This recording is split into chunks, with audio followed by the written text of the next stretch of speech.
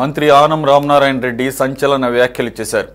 జగన్ స్విమ్స్ పర్యటన, క్షతగాత్రుల పరామర్శ అంశంపై సంచలన విషయాలు బయటపెట్టారు.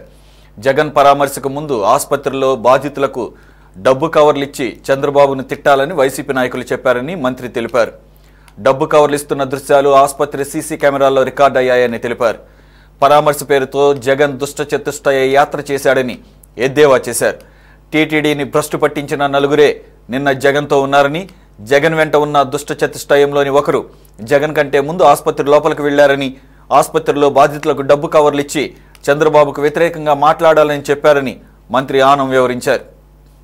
రెడ్డి గారు 18 మంది ఉన్నారు ఆయన వచ్చేటప్పటికి ఆసుపత్రిలో. 18 మందికి ఆయన దుష్ట చతుష్టయంలో ఒక చతుష్టయం ఉంది. ఆయన దుష్ట చతుష్టయ యాత్ర సాగించాడు నిన్న. ఆ నలుగురే తిరుమల తిరుపతి దేవస్థానాన్ని భ్రష్టు పట్టించింది జగన్మోహన్ రెడ్డి తోటి ఇంకా ముగ్గురు కలిపి నలుగురు. ఆ నలుగురే నిన్న జగన్మోహన్ రెడ్డి కొద్ది నిమిషాల్లో లోపలికి వస్తున్నాడు అన్నప్పుడు ఒక వ్యక్తి పోయి 18 మందికి 18 కవర్లు ఇచ్చాడు. జగన్మోహన్ రెడ్డి వస్తున్నాడు, మీకు అంతా పరామర్శిస్తున్నాడు, మీరందరూ చెప్పండి, తెలుగుదేశం మీద చెప్పండి, చంద్రబాబు నాయుడు మీద మీరందరూ కూడా మీ బాధను చెప్పండి అని చెప్పి కవర్లు ఇచ్చినటువంటి వ్యక్తులు. మీకు సిగ్గనిపించడం లే? 5 సంవత్సరాలు ఈ రాష్ట్రంలో మీరు పరిపాలన చేశారే. ఒక సంఘటన జరిగితే పేషెంట్లు ఒక పక్క బాధల్లో ఉంటే పరామర్శకు పోయి మా నాయకుడు వస్తున్నాడు, ప్రభుత్వం పైన ముఖ్యమంత్రి పైన మీరు అసత్యాలు ఆరోపణలు చేయండి అని చెప్పి కవర్లు ఇచ్చి వస్తారా? మీ దుష్ట చతుష్టయంలో ఒక సభ్యుడు, మీకు సిగ్గనిపించడం లేదా? ఇంకా నువ్వు ఆ దుష్ట చతుష్టయాన్ని పెట్టుకుని ఊరేగుతున్నావా?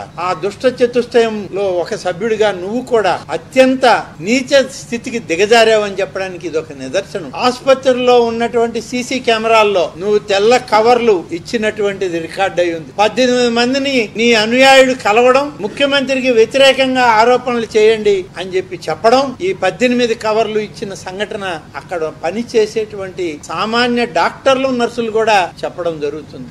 ఏమి జీవితాలయ్యా మీ ఈ మానవ సమాజంలో ఉండదగ్గ వాళ్ళ మీరు? మృగాల మధ్య పెరగాల్సినటువంటి మీరు ఇవాళ ఈ రాష్ట్ర ప్రజల కర్మగాలి దుష్ట చతుష్టయంగా ఈ సమాజంలో తిరుగుతున్నారు. ఇంత దారుణమా మీ పని? ఒక పక్కన చనిపోయిన శవాలు, ఒక పక్కన అవయవాలు కోల్పోయి ఆరోగ్యాన్ని కోల్పోయి ఆసుపత్రిలో చికిత్స పొందుతున్న వాళ్ళు, మీరు వాళ్ళ మధ్యలో పేలాలు ఏరుకుంటున్నారు. దీన్నే కదా సమాజం అనేది, శవాల మీద పేలాలు ఏరుకోవడం అని. అలా పేలాలు ఏరుకోవడానికి తయారయ్యారు మీరు. ఇంకేం ఏరుకుంటారు? 5 సంవత్సరాలు ఏరుకొని ప్రజలకు ఒక ఆలోచన వచ్చి మీరు ఈ రాష్ట్రంలో ఈ సమాజంలో తగరు అని చెప్పి మిమ్మల్ని సమాజానికి దూరంగా ఉండమని చెప్పి రాష్ట్ర ప్రజలు మీకు బుద్ధి చెప్పినా మీకు ఇంకా బుద్ధి రాలేదు.